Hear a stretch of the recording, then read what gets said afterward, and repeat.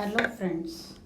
अब हम जो है अपने इस सेशन में कार्बन की कंपाउंड्स की कुछ केमिकल प्रॉपर्टीज़ के बारे में डिटेल में स्टडी करेंगे। जैसे कि आप जानते हैं, कोई भी सब्सटेंस को बर्न किया जाए ऑक्सीजन में या एयर के प्रेजेंस में तो हमें जो है हीट और लाइट मिलती है। तो ऐसे ही जो हाइड्रोकार्बन्स हैं, हाइड्रोकार्बन्स को जब बर्न किया जाता है तो हमें जो है हीट एंड लाइट मिलती है। तो सबसे पहले हम इन केमिकल प्रॉपर्टीज़ के बारे में वन बाय वन पढ़ेंगे। सबसे पहले हम पढ़ेंगे कंबस्चन के बारे में। Combustion combustion means burning of anything, burning of substance in presence of air or oxygen to give heat and light। तो ये केमिकल प्रोसेस है। कंबस्चन जो है ये रैपिड प्रोसेस भी है, हम इसे रैपिड ऑक्सीडेशन भी कह सकते हैं, जिसमें हीट और लाइट हमें मिलती है।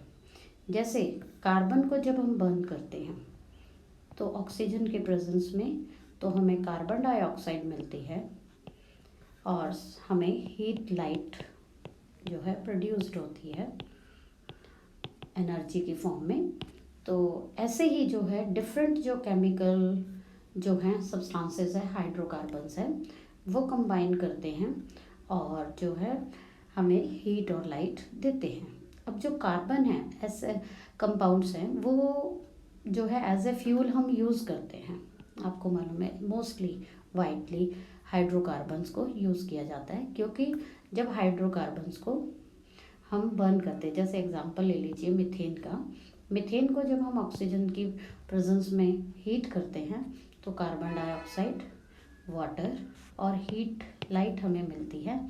तो ये जो है एक जो है प्रोसेस है, केमिकल प्रोसेस है, जो ऑक्सीडेशन भी कह सकते हैं हम, rapid oxidation and to give heat and light.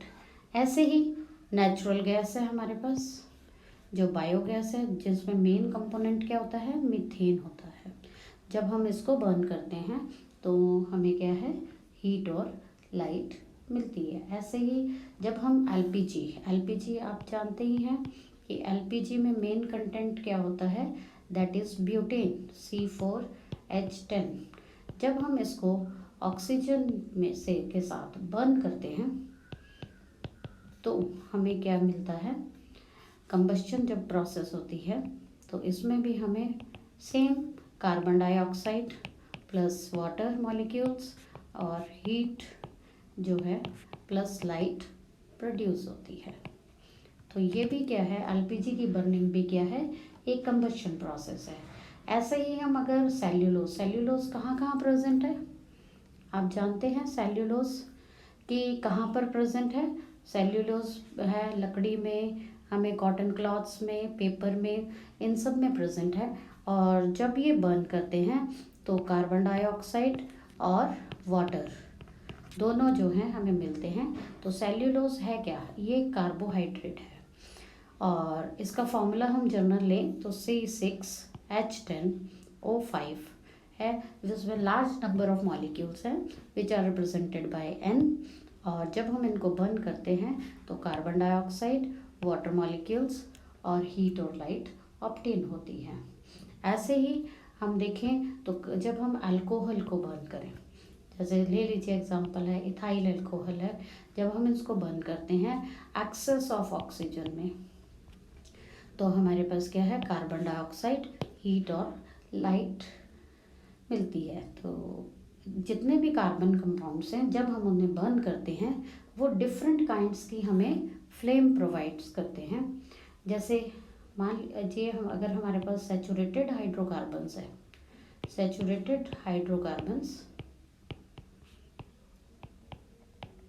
like methane, ethane, LPG gas, they burn and give us the clean blue flame।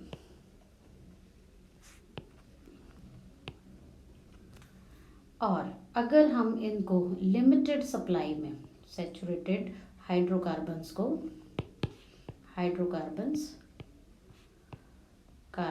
when burned in limited supply of oxygen, तो ये जो है हमारे पास जो है स्मोकी फ्लेम हमें मिलती है। क्लीन फ्लेम की बजाय स्मोकी फ्लेम मिलती है। आप लोग जो हमारे पास अनसैचुरेटेड हाइड्रोकार्बन्स होते हैं, unsaturated hydrocarbons means the hydrocarbons containing the carbon double bond and triple bond, that is ethene, they will burn with oxygen to give the yellow smoky flame.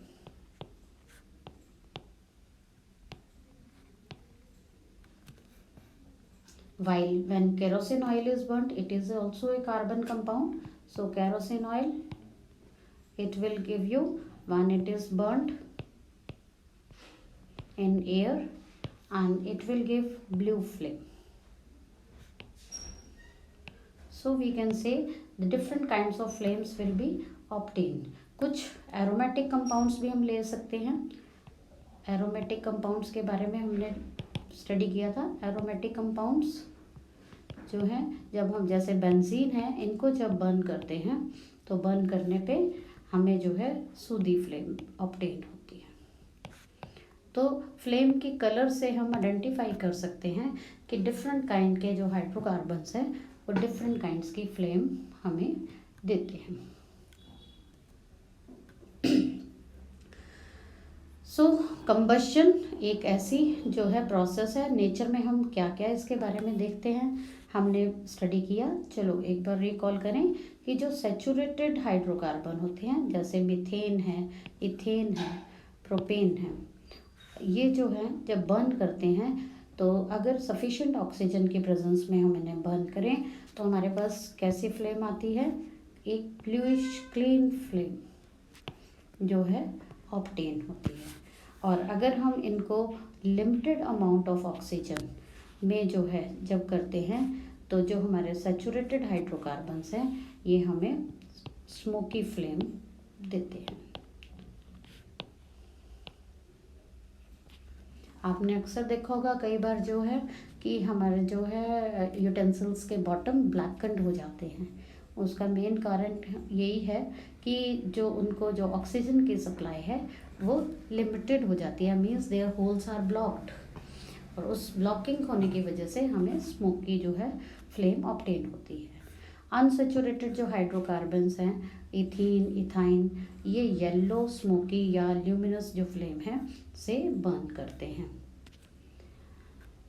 Kerosene oil है, ऐसे ही kerosene oil के बारे में हमने अभी study किया था। जब हम उनको जो है बर्न करते हैं, अगर excess of oxygen, sufficient amount oxygen की जो है तो हमें क्लीन ब्लू फ्लेम ऑब्टेन होती है। और ऐसे ही आपके पास जो है अगर उसके होल्स जो है, अगर एयर होल्स को हम ब्लॉक कर दें तो ब्लॉक होने की वजह से क्या होगा कि बॉटम्स जो है यूटेंसिल्स के ब्लैक हो जाते हैं और हमें जो फ्यूल भी है इस तरह से बहुत वेस्ट हो जाता है। तो फ्यूल्स जैसे कोल, पेट्रोलियम, इनमें भी जो है कुछ अमाउंट जो है नाइट्रोजन और सल्फ़र की प्रेजेंट होती है। तो जब हम इन कोल और पेट्रोलियम प्रोडक्ट्स को जब बर्न करते हैं तो उसमें जो है सल्फ़र के ऑक्साइड, नाइट्रोजन के ऑक्साइड्स जो है फॉर्म होते हैं, जो मेन पॉल्यूटेंट हैं आपके एनवायरनमेंट के, which leads to the global warming and acid rain. So these are formed